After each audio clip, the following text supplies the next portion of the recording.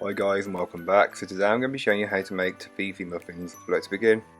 To start the recipe, get yourself a mixing bowl and into the bowl place your butter and your sugar and beat together until it's lighter and fluffier in colour and consistency. Then start adding your eggs one at a time, beating well in between each addition, being careful not to scramble the mix, but if you do, don't worry, you'll be able to fix it once you add the next lot of ingredients. Give the bowl a good scraping down just to incorporate any bits that may not have been fully worked in from earlier on.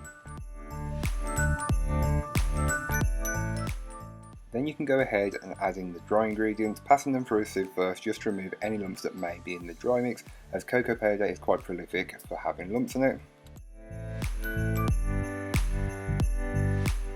And don't forget to add in your chocolate chips, as these add an extra chocolatey flavour. Then you can just incorporate it all by hand, folding it in with a spatula until your cake batter is formed, being careful not to overmix at this stage. So take your muffin cases and fill them around 2/3 of the way full with the cake batter, and then you'll want to do this for the remaining cases and bake them off in the oven. I will leave all the information in the blog post down below. So once the muffins are baked and fully cooled, you can then make a hole in the middle. I'm using a cake tool, but you can use anything that's similar and that will make that size hole. So once you've done that, you can get your bag of caramel and just start to fill the muffins with a generous amount of the caramel, allowing a little bit to come over the top.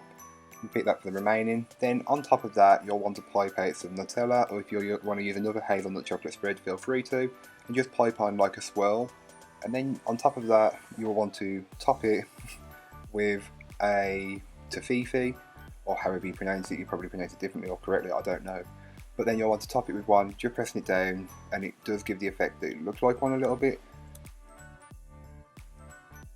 So thank you so much for watching. I hope you enjoyed. If you did, don't forget to like, comment and subscribe for more from me, and I'll be back again soon with another video. As it's Bakemas, I'm uploading more, so don't forget to go and watch that. I will leave a link to the playlist, the blog post and my social medias in the description down below. That's all for today. Bye guys.